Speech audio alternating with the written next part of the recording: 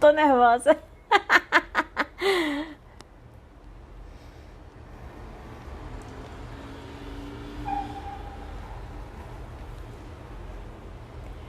Oh, uau.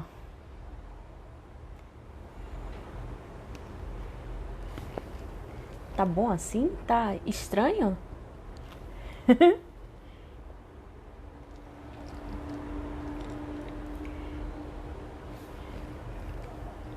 Olá, boa noite. Já temos algumas pessoas entrando aqui. Boa noite, Liliane. Boa noite, Débora.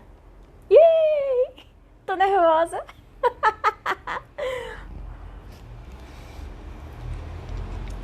Yay, yay, yay. Vamos entrando, vamos entrando.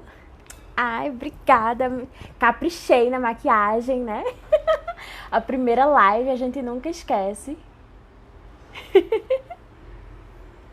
Tá dando pra me ouvir direito? Eu tô com um microfone, mas eu não sei se ele funciona realmente bem aqui no Instagram.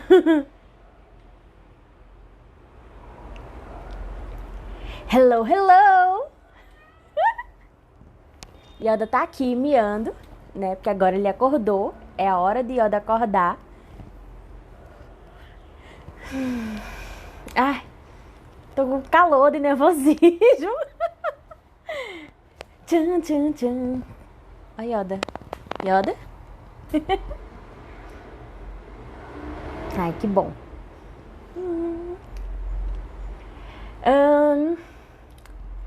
Vou esperar só mais alguns minutinhos para realmente começar, para ver se mais gente entra. Tô muito feliz que vocês estão aqui. E minha primeira live. Essa live, como vocês devem saber, é sobre leitura e revisão de textos, né? São os assuntos que eu mais falo aqui no Instagram, né? E no YouTube. Então, vamos ver.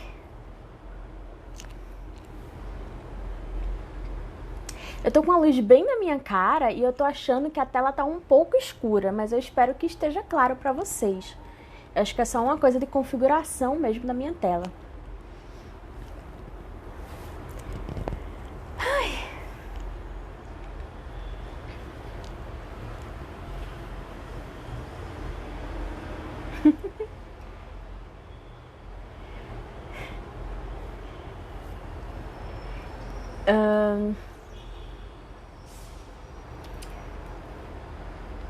Acho que eu já posso começar, talvez? Então, não sei como lidar com isso.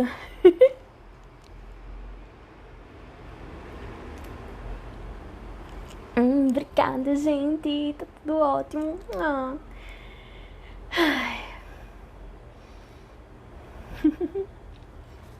Então tá, eu vou começar com a blogueiragem, tá perfeita.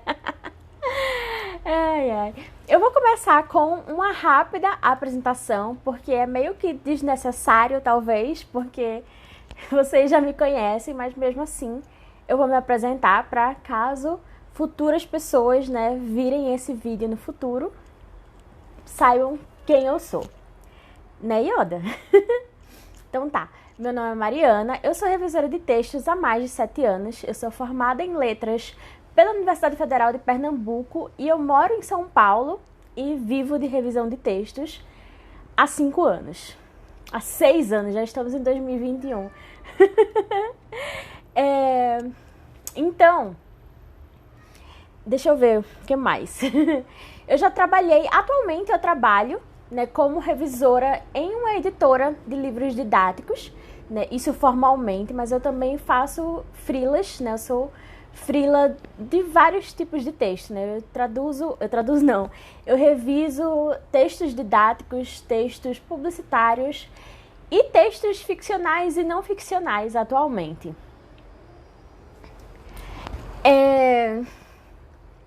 Então, eu acho que eu tenho um currículo assim bem variado, bem dinâmico.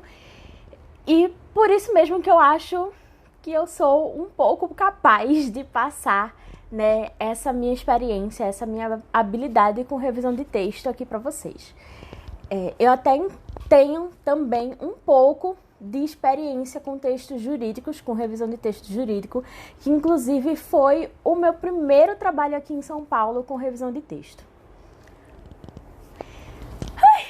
É estranho fazer um vídeo assim, sem corte, sem edição, né? Eu tô muito acostumada com o vídeo do YouTube, então vocês relevem essas pausas que eu preciso dar pra me recompor. Tá.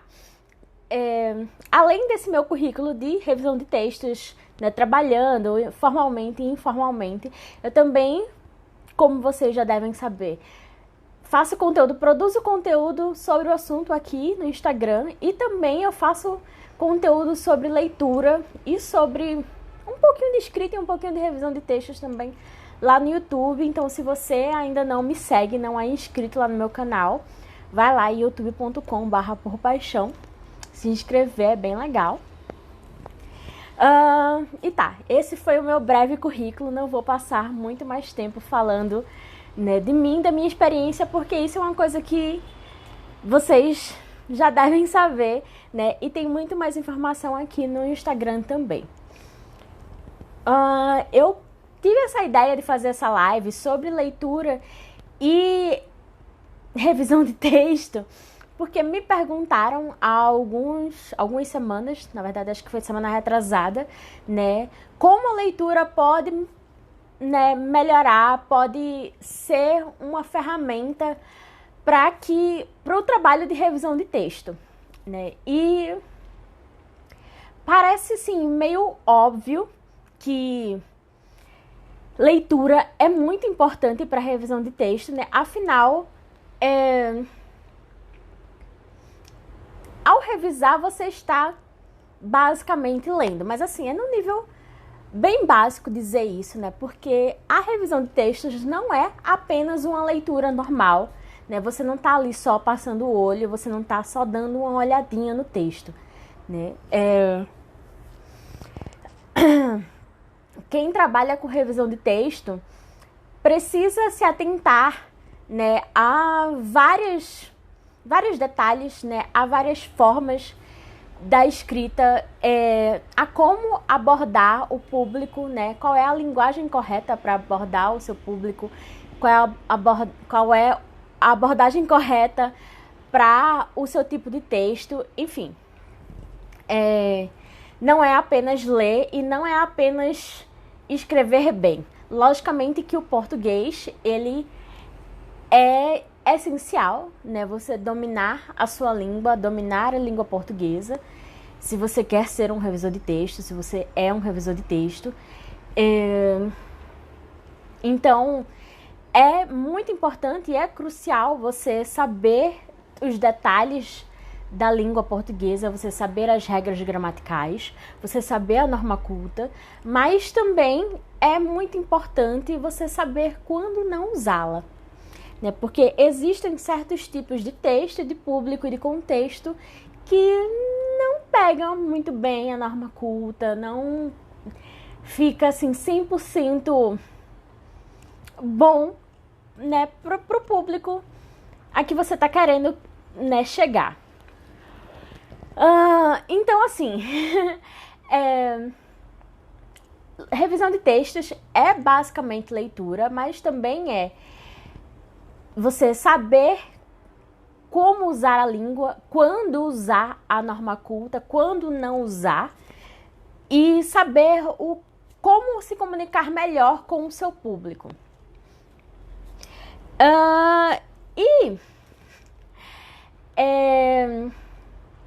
Se a gente for pensar na leitura, né, como um fator assim que pode melhorar, que pode ajudar você a aprimorar o seu trabalho de revisão de textos, a gente está pensando em usar, na verdade, ver a língua sendo usada na prática, né?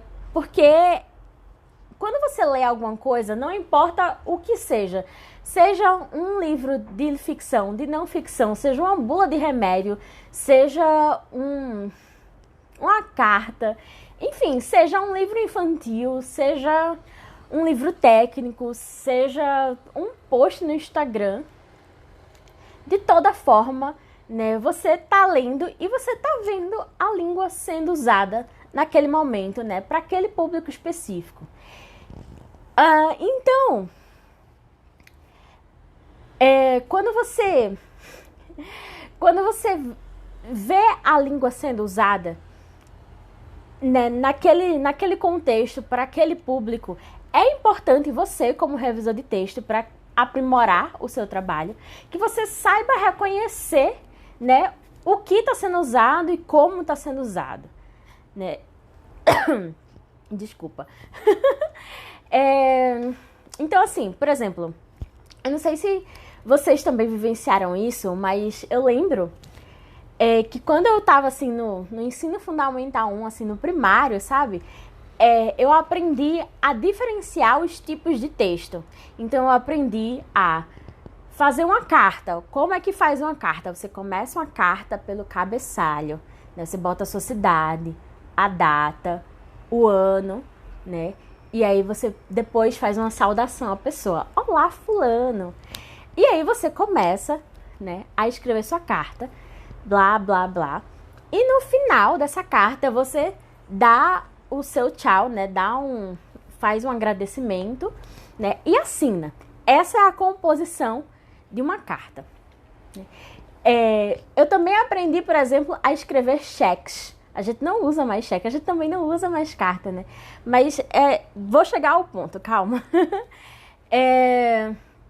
Então, assim, eu aprendi a preencher cheques, né? Lá no canto direito de cima, você escreve o valor, né, em números.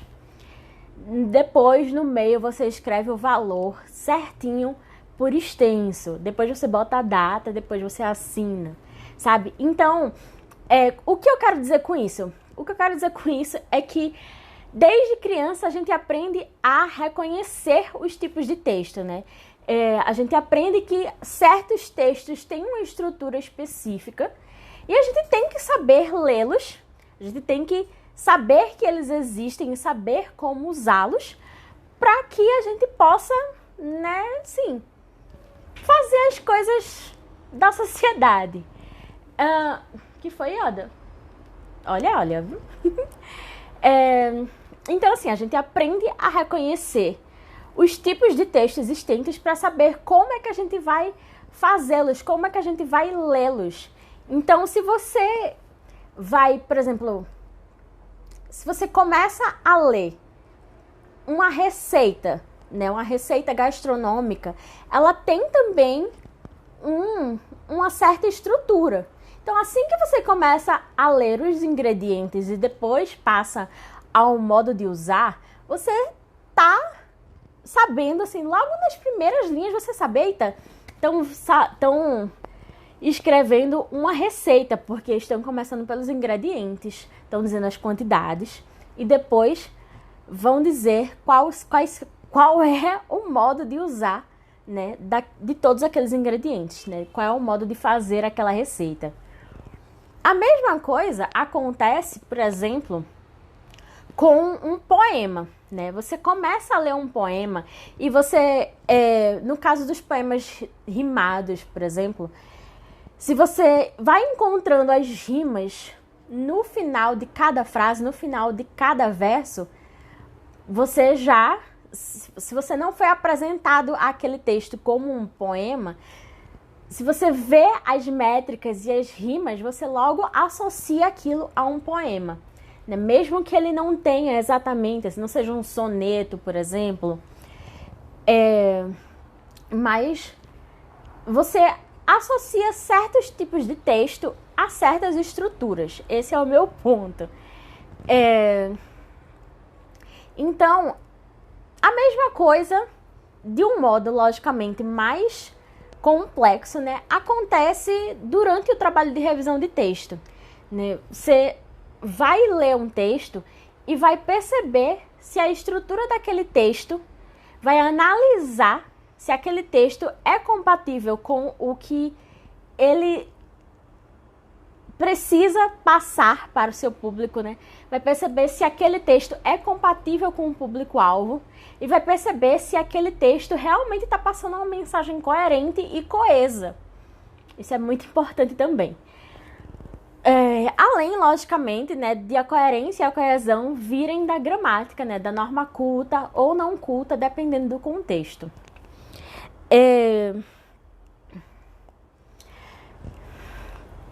Calma, deixa eu respirar um pouco.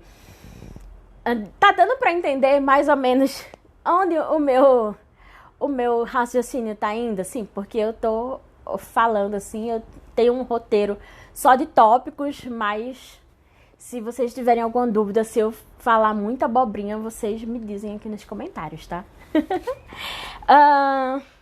Então tá.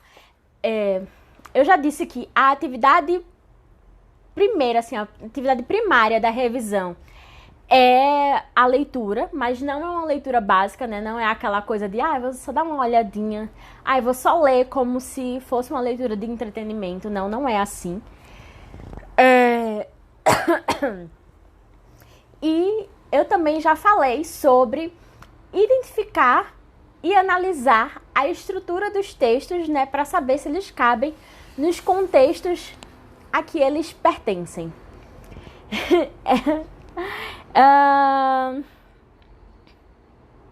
Então tá. Esse é basicamente... Espero que não esteja passando barulho de toda a rua aqui. Mas enfim, esse é basicamente, assim, o ponto principal, né? Assim, se eu fosse resumir toda essa live, se eu fosse resumir a pergunta de como a leitura pode ajudar na revisão de textos, seria basicamente esse o resumo. A leitura ajuda a aprimorar a revisão de textos, porque quando você lê atentamente qualquer tipo de texto, você começa a analisar e identificar quais são os melhores contextos para que certos tipos de textos sejam usados. Eu esqueci minha água, verdade. Eu inclusive enchi a garrafa d'água e esqueci de trazer ela pra cá, mas enfim, tudo bem.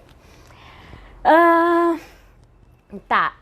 Então essa é a resposta curta essa é a resposta curta da pergunta que me fizeram, né? Você aprimora o seu trabalho de revisão de texto lendo bastante e lendo coisas diversas, né? Você lê posts de Instagram, você lê posts de Facebook, posts de redes sociais diversas, né? Você lê ficção, você lê não ficção, você lê o jornal, você lê... Enfim, bulas de remédio. Qualquer coisa, sério, qualquer coisa pode servir para aprimorar, né, a sua leitura analítica, o seu trabalho de revisão de textos, né, o seu português. E é por isso, exatamente por isso, assim, que eu também falo sobre leitura aqui no canal, não, né? Que não estamos no Instagram. Eu falo sobre leitura aqui no perfil do Instagram, exatamente porque tanto a leitura, quanto o português, quanto a revisão de texto, eles se complementam, eles se completam. Então, não existe sem o outro, sabe? Você trabalha com revisão de texto, trabalhando a leitura, a interpretação de texto e a compreensão de texto, com o auxílio, usando a língua portuguesa. Então, essas três coisas, assim, são parte de um todo, né? Você não vai conseguir ser um revisor de texto se você não gostar de ler. Mas assim,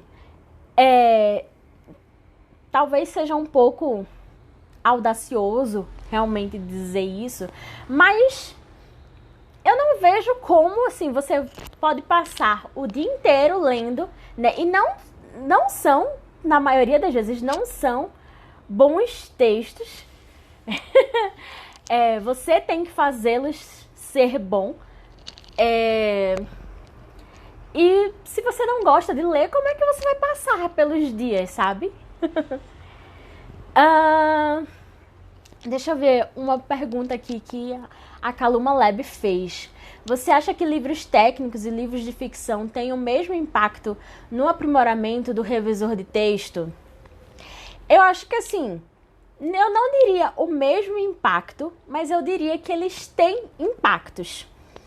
eles impactam de formas diferentes, né? Uma leitura de um livro técnico, né, ela é mais descritiva, né? O texto técnico, ele vai mais descrever, sei lá, teorias, hipóteses, coisas que acontecem, fatos, e vai ser uma linguagem mais objetiva, né? Não vai ter muita criatividade, não vai ter muita... Como é que eu posso dizer? A linguagem do livro técnico, ela não vai ser tão... Como é que eu posso dizer? Ela não vai ser tão legal de ler, sabe? Ela não vai dar gana de você continuar lendo. Não é aquela coisa assim que é inspiradora. Essa é a palavra que eu queria usar. Não é uma linguagem muito inspiradora, assim, pelo menos acredito que não seja na maioria das vezes, né? Se você realmente está impactado com aquele assunto, talvez seja. Mas assim, eu diria que a linguagem dos livros, dos textos técnicos, é mais objetiva, né, do que inspiradora. Ela é mais direta do que assim, uma coisa que você usa a imaginação realmente, né? Usa o seu imaginário para conseguir, né, alcançar todo o sentido do texto, né? Os livros técnicos apresentam aquilo naquela linguagem objetiva e direta e pronto. Assim, resta muito pouco à imaginação. Já os livros de ficção, já os textos ficcionais, é totalmente o contrário, né? Nos textos ficcionais, você tem que usar a sua imaginação, você tem que abrir sua cabeça de tal modo que as coisas que acontecem, por mais estapafúrdias que elas sejam, elas caibam naquele contexto do livro, do texto que você está lendo, né? Então, são duas vertentes totalmente diferentes, né? Meio que opostas, que se complementam, né? Dependendo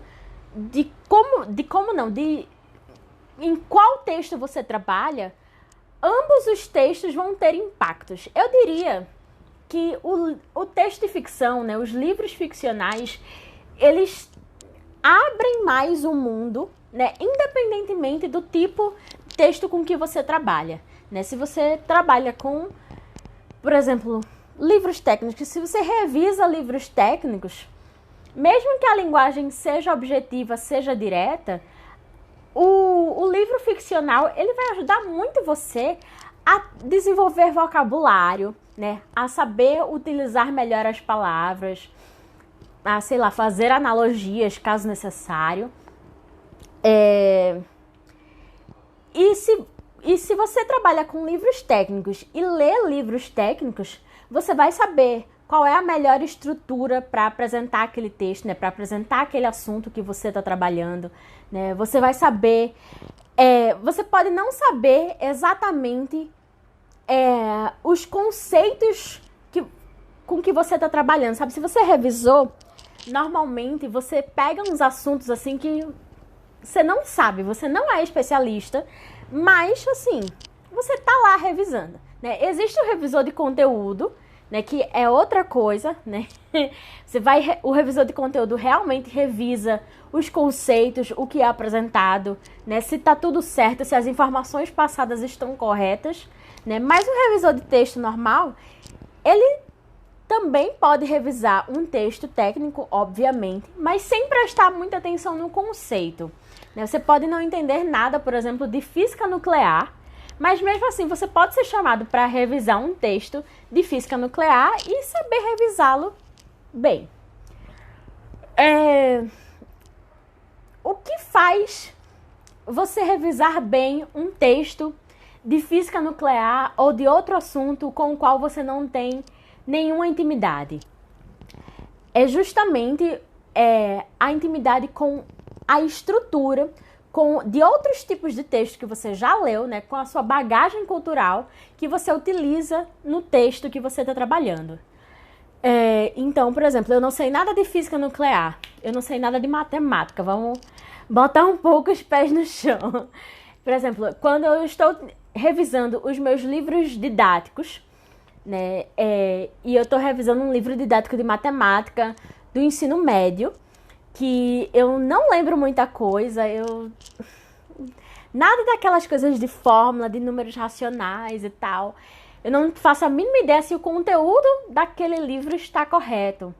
Mas eu sei que eu tenho que revisar o que está escrito ali e eu tenho que ver se, assim, tem alguma coerência, sabe? Mesmo que eu não vá revisar todos os cálculos, que não é exatamente o trabalho do revisor de texto, revisar os cálculos, revisar o conteúdo, né? Eu posso utilizar o meu conhecimento prévio, assim, de outras estruturas, da pouca matemática que eu sei, para perceber que, tipo, se a pergunta, se o enunciado, sei lá, faz uma pergunta sobre fração, né? As respostas, elas têm que estar em fração também, sabe? Não, eu não quero dizer que eu preciso saber exatamente qual é a resposta certa, mas o conhecimento prévio de outros tipos de texto, né, e de outros contextos, né, da minha própria vida, né, da bagagem cultural que eu tenho, da bagagem de estudo que eu tenho, me diz que eu preciso manter a coerência, né? Se eu tô fazendo um capítulo sobre fração, dificilmente vai ter uma coisa assim, vai ter uma resposta. Se o enunciado, na verdade, me pede alguma coisa de fração, dificilmente eu vou passar alguma coisa de potenciação na resposta, né? Porque não é coerente com o que está sendo pedido. Então, essas coisas eu acho, ao meu ver, na minha experiência, dá ao revisor, né, essa familiaridade, mesmo com assuntos, né, que o revisor não tem o conhecimento exato, sabe? Mas ele pode não ter o conhecimento no assunto específico, mas o revisor tem conhecimento no trabalho de revisão, né? Na coerência, na coesão, no que faz a estrutura do texto, no contexto em que o texto está sendo trabalhado, né? Qual é o público-alvo daquele texto? Isso tudo é muito importante, na verdade é crucial para o trabalho do revisor.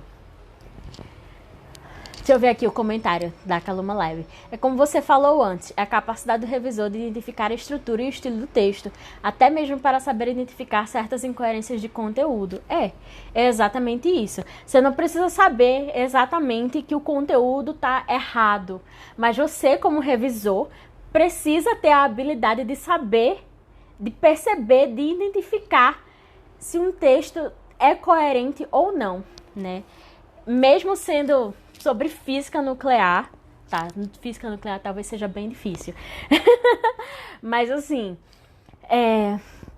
de modo geral, né? Você consegue perceber as estruturas que são trabalhadas, né? Os textos, né, que você precisa revisar. Você tem contato com esses textos em algum outro momento da sua vida, sabe? Por exemplo, eu já revisei calendário. Sabe calendário de mesa? Então, eu já revisei calendário. Imagina se uma pessoa nunca tivesse visto um calendário. Ok, estamos falando, né, de uma coisa não palpável, mas siga um pensamento. Uma pessoa que nunca viu um calendário, um revisor de texto nunca viu um calendário e precisa revisar um calendário, né? Então, qual é o conceito do calendário? Você tem que ter todos os meses, né, com todos os dias da semana, né, identificados. Então, o revisor de texto, nesse contexto, nesse exemplo do calendário, o revisor deve ser capaz, por exemplo, de perceber que se em uma página A semana começa com o domingo. Domingo, segunda, terça, quarta, quinta, sexta, sábado. Na outra página, ele não pode começar na terça-feira, sabe? Tem que seguir um padrão. Então, mesmo que o revisor de texto nunca tenha visto um calendário, nunca tenha visto aquele tipo de texto específico, ele deve ser capaz, por causa da leitura atenta, não só do texto em questão, mas de outros textos de antes, né, de tempos anteriores, né, ele deve ser capaz de reconhecer a estrutura, reconhecer o contexto e perceber, isso aqui não está padronizado, então isso aqui está errado, né? Eu devo padronizar dessa forma ou daquela forma. Isso é uma das coisas, na verdade, que faz com que um revisor faça um bom trabalho. É ele saber quais são os contextos, né, que aquele texto que ele está revisando participa, né, pertence, e com isso saber como trabalhar com aquele texto, né? A gente vê muito, ultimamente, né, atualmente, a gente vê muito posts de Instagram, daqui mesmo, com uma estrutura específica, né? O texto do Instagram, ele é pequeno, ele é de uma linguagem informal, ele não... Eu não vou dizer que ele não é um textão, né? Porque pode ser um texto grande também, pode pegar todos os caracteres. Mas assim, é um texto que tem que ser rápido, tem que ser fluido. E você vê muitos textos, né, que tem essa estrutura aqui dentro. E aí, se você vai começar a revisar um post do Instagram, vários posts do Instagram, e aí começa a botar tudo na norma culta, tudo numa estrutura assim, que não dá conta, né, da rede social que é para aquele texto estar, que no caso aqui é Instagram, então não vai ser um bom texto, sabe? Porque as pessoas estão querendo aquele tipo de texto, né, naquele contexto, e você vai apresentar outra coisa. Quando eu fiz teste para uma empresa jurídica, mudei os termos do juridiquês tudo, porque nunca tinha visto uma peça judicial. Eu também tive muita dificuldade com o juridiquês quando eu trabalhei. E nossa, é bem difícil mesmo. E é justamente isso, né? Você não pode sair mudando tudo só porque você acha que tá errado. Porque você não conhece aquele tipo de texto e... você nunca viu. Haja vista que data vênia, né? Essas coisas são comuns, por exemplo, nos textos jurídicos. Então, mesmo que não façam muito sentido, é normal, né? Como a Ju tá falando aqui, né? Conhecer o conjunto lexical, né? Faz parte do contexto de todos os textos com os quais você precisa trabalhar. Então, isso também acaba se aplicando não só a esses textos mais específicos, mais técnicos, né? Eu diria até mais chatos, né? Porque para mim texto jurídico é bem chato. Mas também isso se aplica aos textos mais comuns, né? Aos textos pequenos e informais do Instagram ou de outras redes sociais, aos textos ficcionais, né? Aos textos da literatura infantil, por exemplo. Então, essa coisa de conhecer o contexto, né?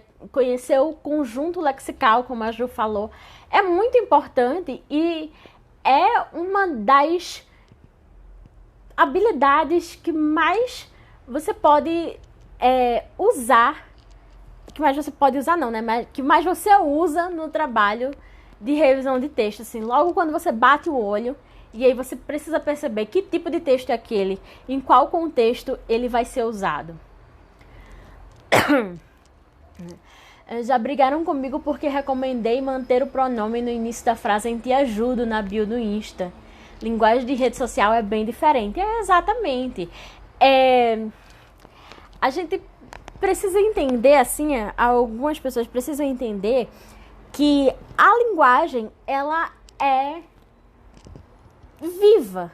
É assim, não é aquela coisa engessada de que só pode ser desse jeito, você só pode usar daquela forma. Não, a norma culta, ela existe por uma questão de padronização, né? Por uma questão social. E assim, se as pessoas usam algumas formas específicas, né, em certos contextos, é bastante normal que aquele uso acabe passando para norma culta, né? Acabe sendo usado sempre e cada vez mais. Essa coisa da bio do Instagram, né? Que te ajuda a emagrecer 10 quilos por semana, te ajuda a enriquecer com renda fixa, essas coisas assim, né? É muito, muito comum a gente vê, né, em vários perfis. E assim, tá errado em relação à norma culta? Tá, porque a gente não usa pronomes oblíquos átonos, né, no começo das frases, né? O certo seria ajudo você ou ajudo-te. Nossa, que ridículo isso. Mas assim, ok, tá errado em relação à norma culta, mas você pode dizer que socialmente falando não tá errado, porque as pessoas estão usando. É uma coisa totalmente compreensível, você tá entendendo o que as pessoas querem dizer, né? A comunicação está sendo feita, então tá ok. Deixa eu ver aqui outro comentário. Então o revisor deverá abrir o leque, não se atendo apenas ao ficcional. Sim, porém talvez não. Assim, sim, com certeza. É sempre bom, assim, saber vários assuntos não, né? Ler vários tipos de coisas, ler sobre vários assuntos. Mas o bom da ficção é que ela abarca tudo. Você consegue ler um livro de ficção sobre basicamente qualquer coisa. Você quer ler ficção sobre piratas? Existe ficção sobre piratas.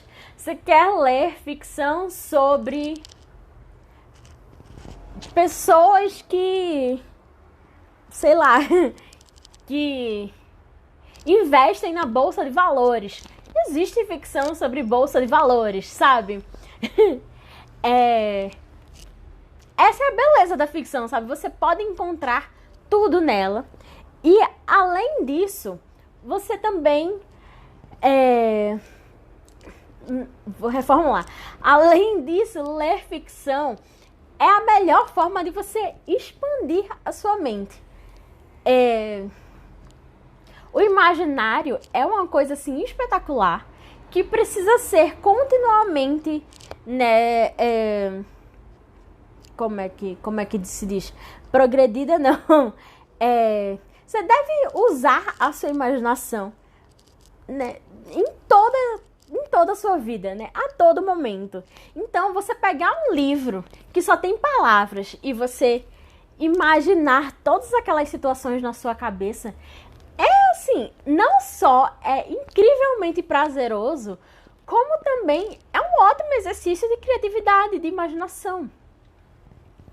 Então, além desse ponto, além, né, de você estar usando a sua mente, né, melhorando sua capacidade cognitiva e imaginária, ao ler ficção você também tem um conhecimento a mais da língua sendo usada, né, naquele momento, né, e de uma forma criativa, de uma forma lúdica, de uma forma muito interessante, muito mais interessante do que os livros técnicos, que são apenas descritivos, né? Na ficção você tem uma coisa mais narrativa, né? Então, a língua, você vai lendo e as situações são narradas, os sentimentos são narrados, e você tem aquele fluxo de pensamento, e ao mesmo tempo você tá também trabalhando a sua habilidade linguística, porque você tá lendo as palavras e concatenando e formando ideias e formando situações e formando pessoas, sabe? É assim, é sensacional.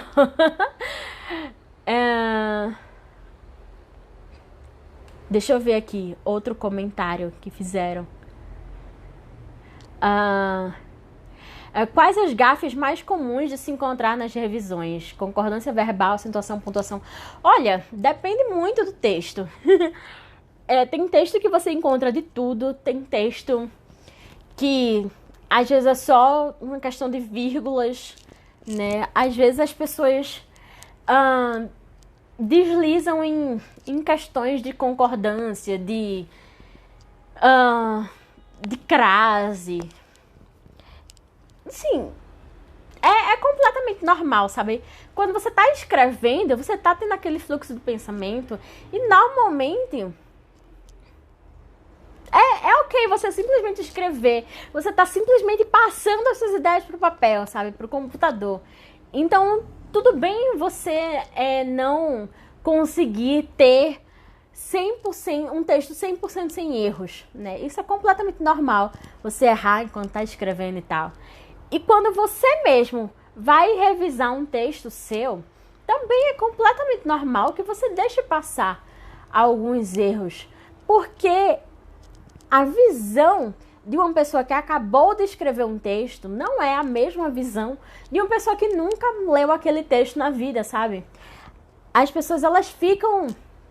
Quando você escreve um texto, você tá pensando naquele texto, sabe? Você tá lembrando as palavras que você usou naquele texto. Então isso acaba interferindo na sua leitura, na sua revisão. Por isso que as pessoas dizem que não é bom você mesmo revisar o seu próprio texto. Sempre tenha uma segunda pessoa para revisar os seus textos, né? Justamente por causa disso, porque a sua visão fica impactada, né, pelos seus próprios pensamentos. Você sabe o que você quis dizer ali. Então você acaba não lendo exatamente o que está escrito, mas o que você está pensando que você escreveu.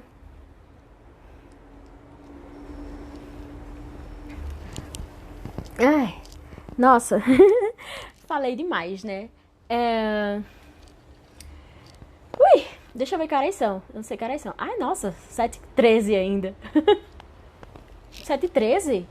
Não, tá certo. Tá certo, eu comecei 6h30, né? Eu pensava que eu tinha começado 6 horas, eu fiquei... Tá, deixa eu olhar aqui no meu resuminho, aqui no meu roteiro.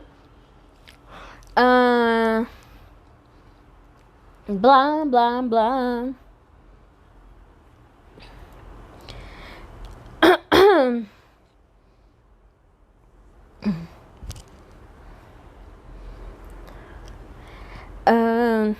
Tá,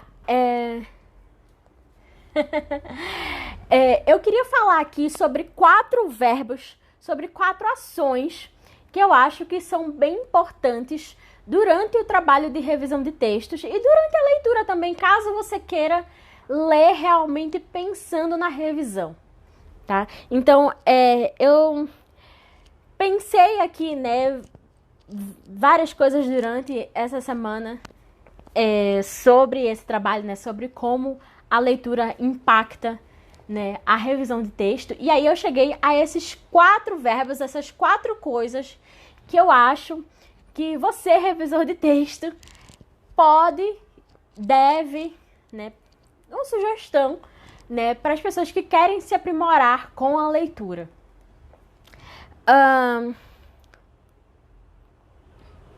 Tá. Primeiro, como eu disse, né, no começo, você identifica qual é o tipo de texto, né? Você identifica em que contexto aquele texto vai ser usado, qual é o público-alvo daquele texto, né? Então, você identifica o objetivo daquele texto. Esse é o primeiro passo, né, para você, vamos dizer assim, pensar como um revisor, né? Você quer trabalhar com revisão de textos, você está lendo, você vai ler um texto qualquer, né? E aí você vai primeiro identificar qual é aquele tipo de texto, né? Qual é o objetivo daquele texto. Beleza, você fez essa identificação, você já sabe qual é o contexto do texto, você já sabe qual é o público-alvo dele, você já sabe qual é o objetivo dele. O segundo passo é analisar essas informações com as informações do texto. Então, você vai basicamente nessa parte ler realmente o texto, né? Se atentando exatamente à identificação que você fez no começo. Então, por exemplo, se você identificou, você está revisando, vamos dizer assim, um texto, um mini conto infantil, né? É um texto infantil, né, que vai ser publicado em um livro, beleza. Infantil não, vamos botar infanto juvenil. Vamos dizer que o seu público-alvo, você tem identificado que é adolescentes de 13 anos, tá? Então, você vai identificar que o público-alvo daquele texto é adolescentes de 10 a 13 anos. Você vai identificar que aquele texto vai ser usado em um livro, né, infanto-juvenil, né? E você vai identificar que o contexto daquele texto, enfim, pode ser vários, né? Mas vamos dizer que tem a ver com a vida dos adolescentes, né? Vai ser um dia na vida de um adolescente qualquer, né? Isso você faz assim, batendo o olho, né? Vendo o título, vendo o autor, né? Pegando as primeiras informações que aparecem na sua mente, né? Aparecem quando você bate o olho no texto, né? Depois, você vai passar para análise desse texto, você vai passar para realmente a leitura desse texto. Durante a leitura do texto, você vai ver se a história que está sendo contada realmente está cabendo naquele contexto, naquele objetivo, para aquele público-alvo, sabe? Então, você vai ver, por exemplo, se tiver, vamos dizer, uma palavra que você acha que adolescentes de 10 a 13 anos não vão entender e não tem nenhuma explicação plausível para aquela palavra estar ali, né? Então, pode ser que naquele contexto aquela palavra não caiba, certo? Então, esse é o segundo passo que eu pensei, né? Você primeiro identifica e depois você analisa se aqueles pontos que você observou na identificação estão sendo realmente bem utilizados no texto. Deixa eu ver aqui o tempo, porque eu acho que eu só tenho 10 minutos. Tá, são mais 2 pontos. Depois de fazer a primeira leitura do texto, né, depois de ter esse primeiro contato com o texto, né, sabendo qual é o objetivo dele, sabendo qual é o público-alvo, etc., você vai realmente se atentar aos detalhes, né? O que é que eu quero dizer com isso? Você vai se atentar aos detalhes de coerência, de coesão e os detalhes gramaticais, né? Então você vai ver, né? Você vai ler novamente, observando ortografia, observando concordância, observando pontuação. Logicamente que na primeira leitura, se você Logicamente, na primeira leitura do texto, você já vai pegar alguma dessas coisas, né? Mas um bom revisor nunca faz apenas uma leitura do texto. Então, essa terceira parte, essa terceira etapa é atenção aos detalhes, né? Você vai reler o texto pensando, né, pensando não no objetivo, não no público-alvo, né? Não assim primordialmente, né? Essas coisas sempre estão ali no fundinho da sua cabeça. Mas assim, nessa terceira etapa seria legal você se atentar aos detalhes assim do texto mesmo, né?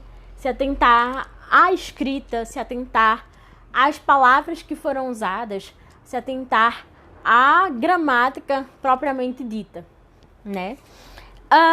E aí, a próxima parte, que pode até não ser a última, né? Ela pode estar ali entre qualquer uma das etapas, é a etapa da pesquisa, né?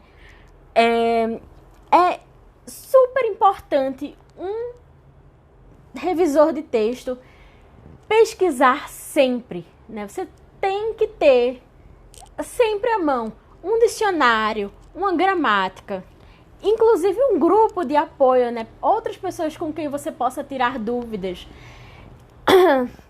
Isso é super importante. E também isso é o que faz um revisor realmente ser um ótimo revisor.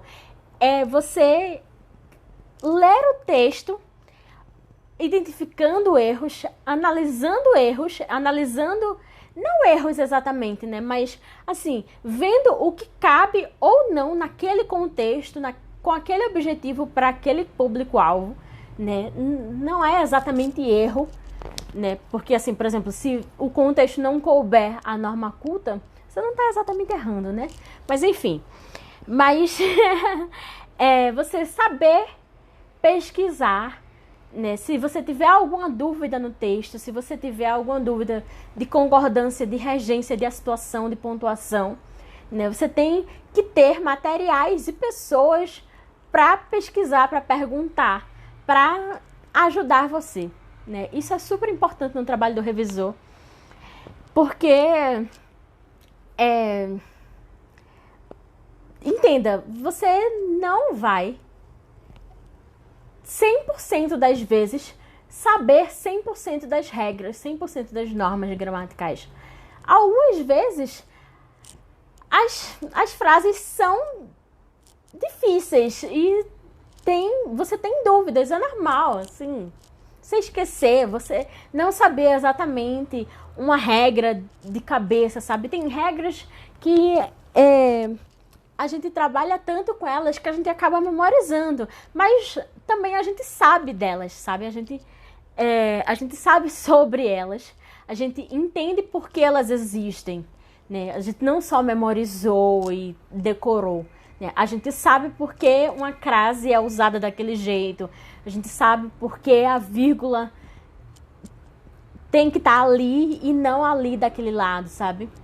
Então, assim, existem regras para isso, mas ao mesmo tempo a gente não decorou elas, né? A gente sabe. E se você não sabe, tá tudo bem pesquisar. É justamente por isso que eu coloquei essa parte da pesquisa nessa lista de 4 etapas, porque eu acho fundamental para o revisor. Seriam realmente desvios gramaticais, né? Não são erros gramaticais, são desvios, né? Você pode aceitar ou não algumas coisas, dependendo do contexto, né? Em que elas são usadas, em que as coisas são usadas, as palavras são usadas. Então, eu acho que é isso. Eu espero que essa parte não tenha ficado muito corrida. São 4 etapas, 4 tarefas do revisor que eu coloquei aqui: identificar, analisar, atentar-se aos detalhes e pesquisar, né? Eu acredito que só a primeira parte, realmente, a parte da identificação, seja assim, a primeira, sabe? Porque você precisa bater o olho no texto e saber com o que você está trabalhando, né? Para saber como você vai trabalhar aquele texto, o que ele aceita, qual é o objetivo dele, qual é o público-alvo dele. Isso é muito importante saber, né? Mas assim, você pode pesquisar a qualquer momento, você pode analisar a qualquer momento. E a atenção aos detalhes, você tem que ter a todo momento. Não é só no começo, nem é só no final, sabe?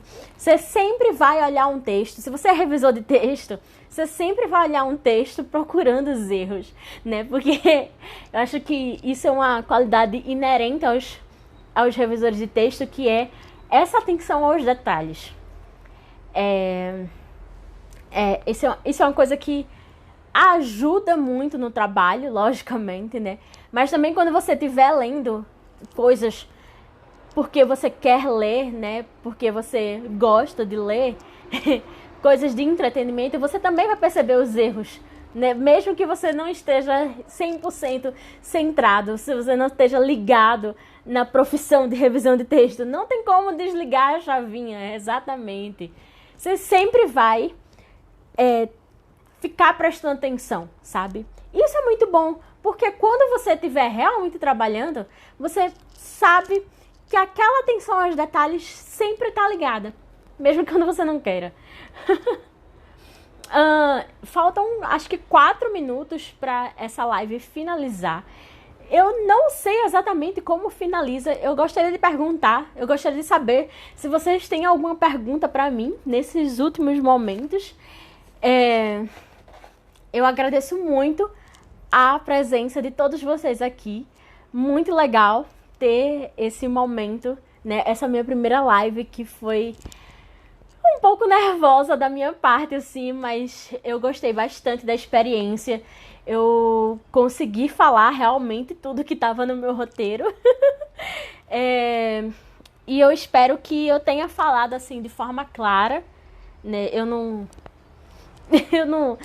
tenho muito, assim, habilidade, né, falando, assim, ao vivo.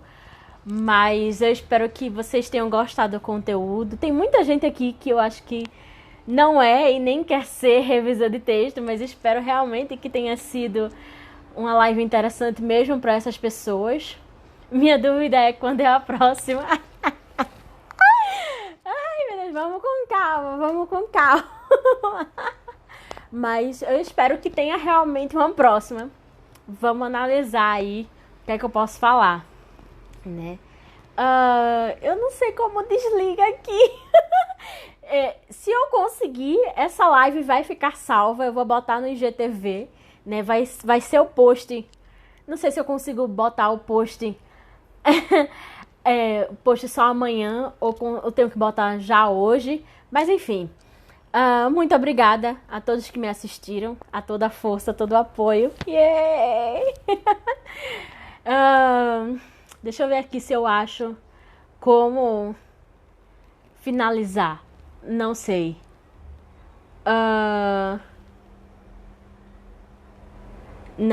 Não sei. Tá. Eu já finalizo por aqui e agora eu vou tentar finalizar essa live gravando ela. Passar meia hora aqui só procurando. Orgulho de fim. Vocês são lindas.